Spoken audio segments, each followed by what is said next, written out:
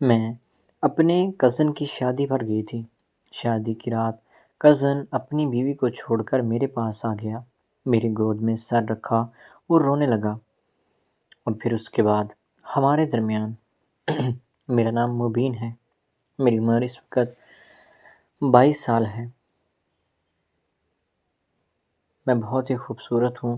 ہم لوگ 6 بہن بھائی ہیں اور میں سب سے چھوٹی ہوں۔ ماں باپ کی لاڈلی ہوں، مجھے کوئی بھی روک ٹوک نہیں ہے۔ میں جو چاہوں اپنی مرضی سے کر سکتی ہوں، لیکن مسئلہ یہ تھا کہ ہم لوگ اتنے زیادہ امیر نہیں تھے۔ ہمارا تعلق ایک متوسط گھرانے سے تھا۔ بات یہ نہیں تھی کہ ہم لوگ غریب تھے لیکن امیر بھی نہیں تھے، بس گزارا اچھے سے چل رہا تھا اور اسی میں ہم لوگ خوش تھے۔ میرا ایک کزن جسے میں بہت پسند کرتی تھی، وہ بھی مجھے بہت پسند کیا کرتا تھا۔ ہم دونوں ایک دوسرے کے لیے جان دینے کو بھی تیار تھے، اس لیے ہم نے یہی فیصلہ کیا تھا کہ ہمیں موت کے علاوہ اور کوئی بھی چیز جدا نہیں کر سکتی۔ لیکن جیسے جیسے وقت گزرتا گیا حالات بدلتے گئے۔ میرا کزن جو کہ میری پھپھو کا بیٹا تھا، ان لوگوں کے پاس بہت زیادہ پیسے آ گئے تھے، تو میری پھپھو نے اپنا رنگ دکھانا شروع کر دیا تھا۔ اسے یہ بھی خیال نہیں آیا تھا کہ میں اس کی بھتیجی ہوں، اس کے بھائی کی اولاد ہوں، لیکن وہ اپنے پیسے کا بہت غرور کیا کرتے تھے اور مجھے بھی بہت حقارت کی نظر سے دیکھا کرتی تھی۔ حالانکہ پہلے مجھے بڑے پیار سے بلاتی تھی اور کہتی تھی کہ تم ہی میری بہو بنو گی، لیکن جیسے جیسے وقت گزرتا گیا وہ اپنی باتوں سے مکر گئے اور پھر ہم دونوں کا جدائی کا وقت آ چکا تھا۔ اب جب میں نے سنا کہ میرے کزن کا، جس کا نام عقیل ہے، رشتہ کہیں اور ہو گیا ہے، تو میں نے بہت کوشش کی، بہت اسے منایا۔ اس نے بھی میرا ساتھ کھل کر نہیں دیا تھا۔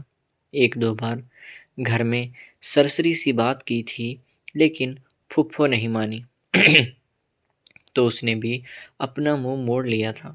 اب مجھے پھپھو کے اس حرکت سے زیادہ دکھ عقیل پر ہو رہا تھا، کیونکہ وہ تو مجھے محبت کرتا تھا اور محبت میں ہم لوگ کافی لمبے سفر پر جا چکے تھے۔ ہمارے درمیان صرف نکاح نہیں ہوا تھا، دل سے ہم ایک دوسرے کو مکمل طور پر قبول کر چکے تھے۔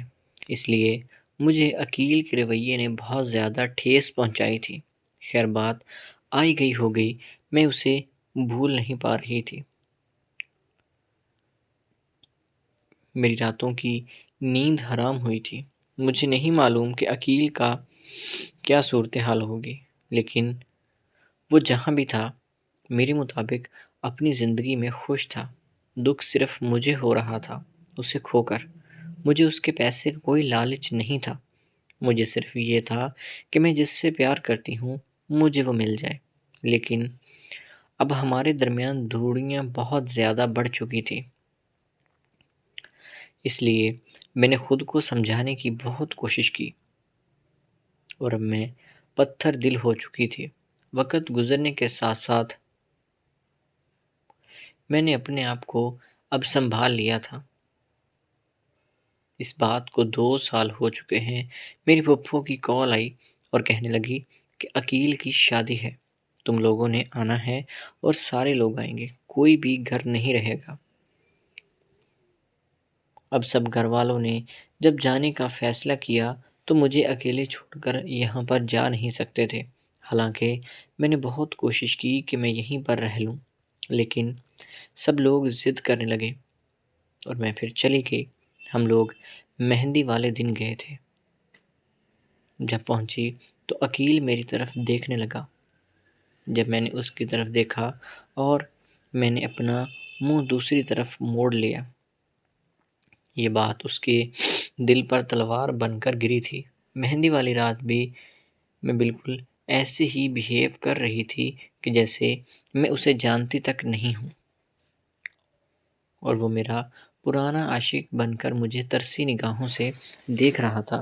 میں اسے یہی محسوس کروانا چاہتی تھی کہ اسے کھو کر مجھے کوئی بھی کسی طرح کا بھی دکھ نہیں ہے، لیکن دکھ جو میرے دل میں تھا وہ بار بار سامنے آ رہا تھا۔ جب میں اس کے ساتھ بیٹھی اور مہندی لگانے لگی تو میرے آنسو نہیں رک رہے تھے، میں رونے لگی تھی اور میں اٹھ کر وہاں سے چلی گئی۔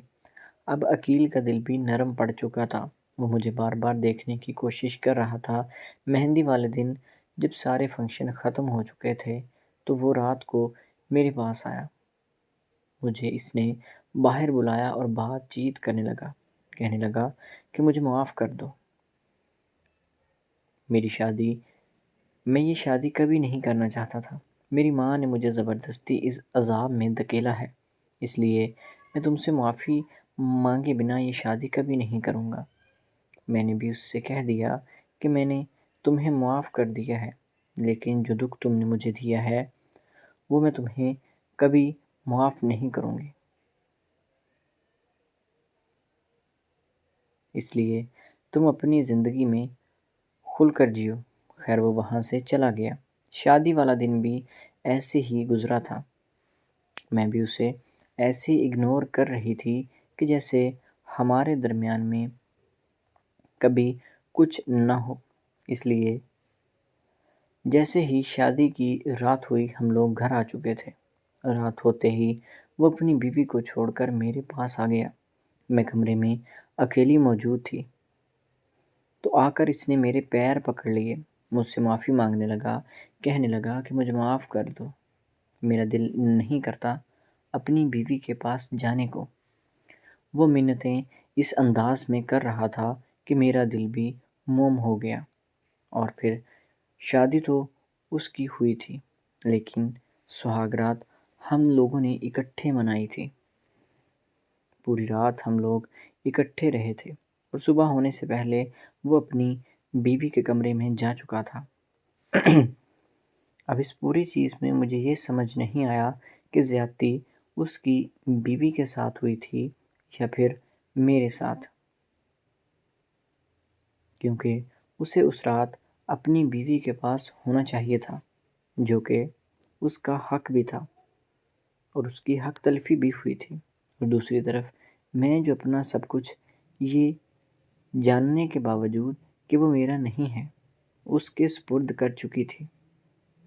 اب میری یہ غلطی ہے یا نادانی، یہ آپ لوگ اپنی رائے کا اظہار ضرور کیجیے گا، اور اگر میں نے گناہ کیا ہے تو اللہ تعالیٰ مجھے اس گناہ کے لیے معاف فرمائے اور سب کی بہن بیٹیوں کی عزتیں محفوظ رکھے۔